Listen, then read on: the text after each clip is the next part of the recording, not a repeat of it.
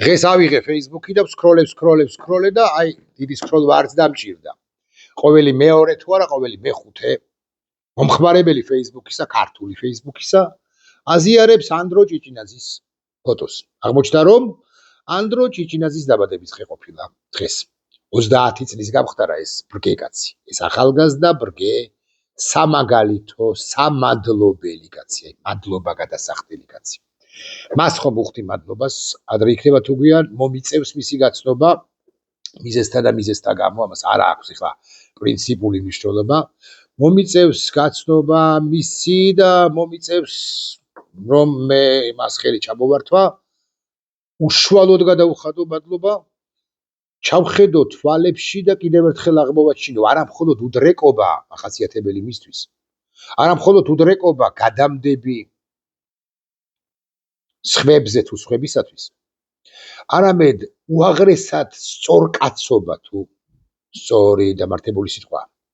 30 წლის გახდა ანდრო, შესაბამისად ის არის, რამდენადაც ხვდები 1990 საოცარი დროებაა, ხო, 1996 წელს დამოუკიდებელ საქართველოში 2006, 2016, 2026, 96 წელს დაბადებული დამოუკიდებელ საქართველოში და ერთგვარი ჩემი მოსაზრებით სხვებთან ერთად რასაკვირველია მათ შორის პატიმრებთან და არა მხოლოდ პატიმრებთან ერთად ერთგვარი სიმბოლო გახდა ანდრო, სიმბოლოდ იქცა ანდრო დამოუკიდებელი საქართველოსი.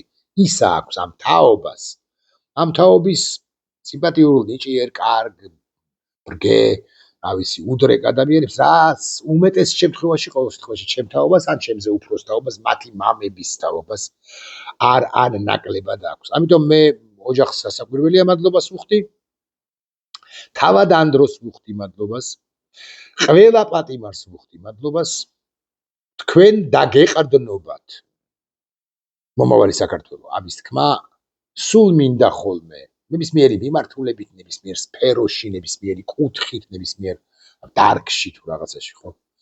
თქვენ როგორც სწორ მოქალაქეებს, არა ჩემ თაობას, არამედ თქვენს თაობას დაეყრდნობა. თქვენი თაობის ნაღებს მეთქი, ასე ვიტყვი. ანდრო მაგარი კაცია. ამ სკროლვისას მე უცებ წავაწყდი კიდევ ერთ მაგარ კაცს. ანდროზე არ ვიცი რამდენად სწორი სიტყვა ორჯერ უფროს მეთქი, მაგრამ ამ კაცს ქვია ვეფხია კასრაძე. ლაიქიც დავასვათ, მოდი. აი რას ამბობს ვეფხია კასრაძე. 8 წუთიანი ოდნავ მეტი ვიდეოა, მისი ცალკეული გამონათქვამები ამ ვიდეოში. ალბათ ყველას ალბათ კი ნამდვილად არ გაჩვენებთ ყველას, მაგრამ აი პირველსა და მეორეს კი გაჩვენებთ. ისიც ვეფხია კასრაძეც პრინციპში ამბობს იმას, რაც მიგითხარით. მომავალ თაობას გაუმარჯოს, მომავალ თაობას უნდა დაეყრდნოს. ჩვენი სახელმწიფო, ჩვენი საზოგადოება. ახალგაზრდებო აწკი თქვენ, გამოდით თქვენი ჭირი, მე გამოსული არიან ეს ახალგაზრდები.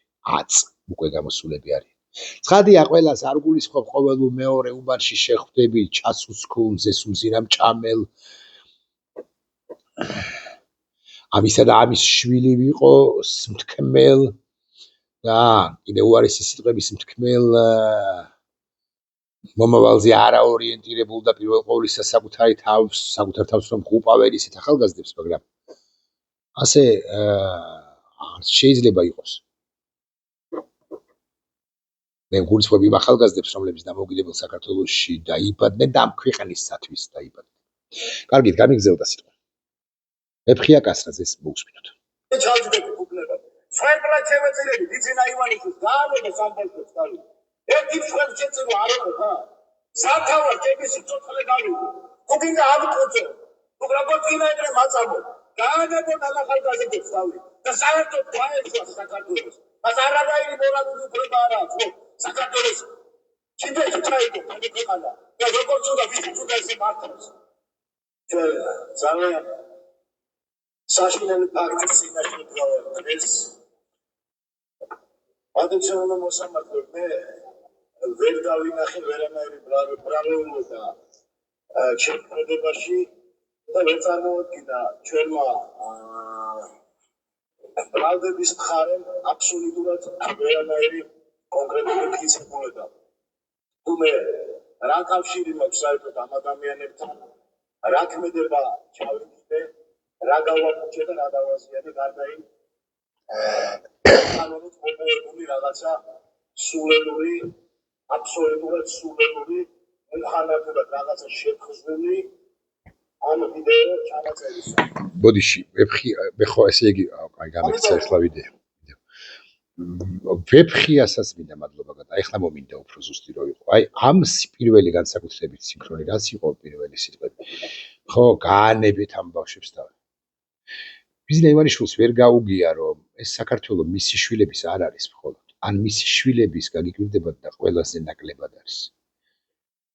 ეს საქართველოს არ არის მისი მომხრეების მხოლოდ, ეს საქართველოს ყველასია. ბიზნე ივანიშვილს ვერ გაუგია რომ ესენი ბევრად მეტად და ბევრად კარგად წარმოადგენენ თუ წარმოაჩენენ საქართველოს მისი ვიდრე თავდახრილები შეთრეულები ბიზნე ივანიშვილის ამ ვერტიკალში. შეთრეულები და შელახულები, გაფუჭებულები ასე ვიტყვი. სწორედ წინააღმდეგობას, ვინც უწევს რეჟიმს ყველა დროში, ყველა ეპოქაში, ყველა ქვეყანაში, ყველა საზოგადოებაში, ისინი ქმნიან საფუძველს ქვეყნის მომავლისა. თავდახრილობა და შალვა-პაპუაშვილობა იოლია, ვებხია კასრაძეობა რთული დაახლოებით ერთი ასაკის იქნებიან შალვა-პაპუაშვილი და ვებხია კასრაძე აღარ გადამოწმებია.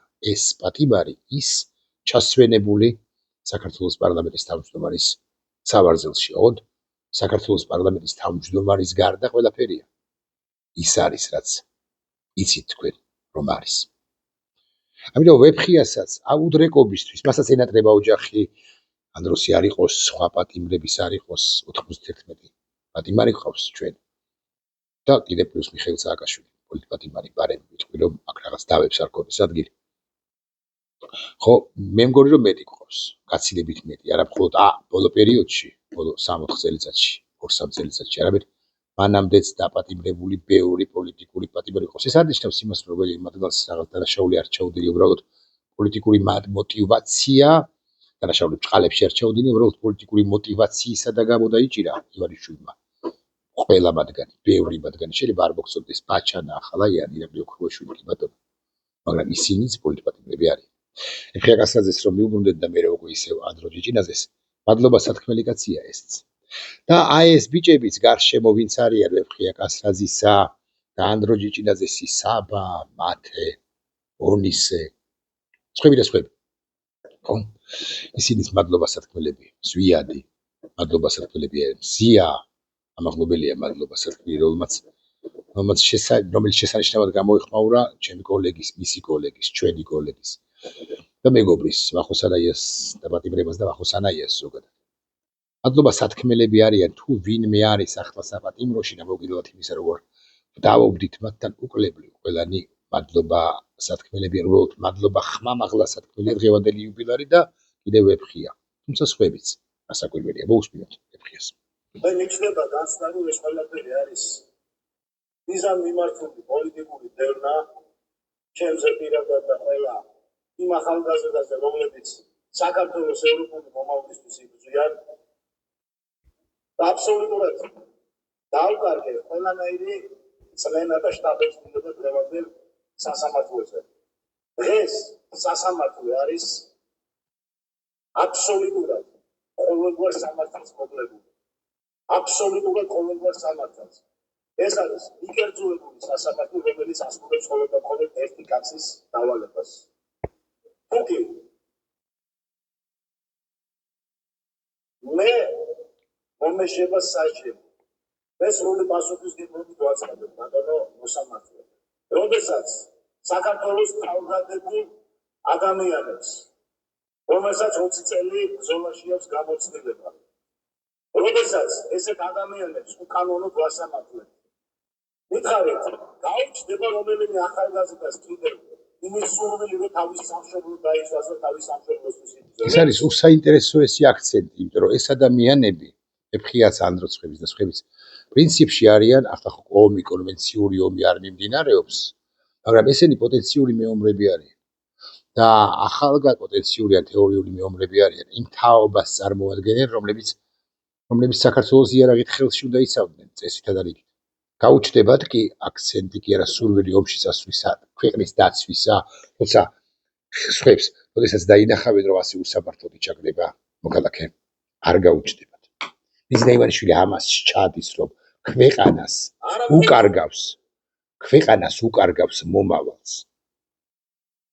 სხვებს ამათი დასჯით ეუბნება, რომ ნუ იბრძოლებთ ქვეყნისათვის.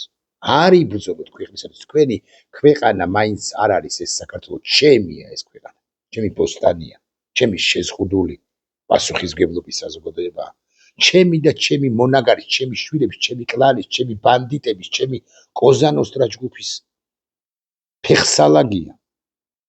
ხოლო ვინც მე წინააღმდეგობას მიწევს, ისინი უკრებლივ ყველანი ციხეში. კარგით, აღარ გავაგრძელოთ ვეფხია კასრაძის მოსმენა, რასაკვირველი ერთმანეთზე უკეთეს აზრს გვიზიარებს, ძალიან კარგ აზრებს გვიზიარებს ვეფხია კასრაძე, მასაც და რასთავარია იუბილარ ანდრო ჭიჭინაძეს. გაუმარჯოს, ნახვამდის.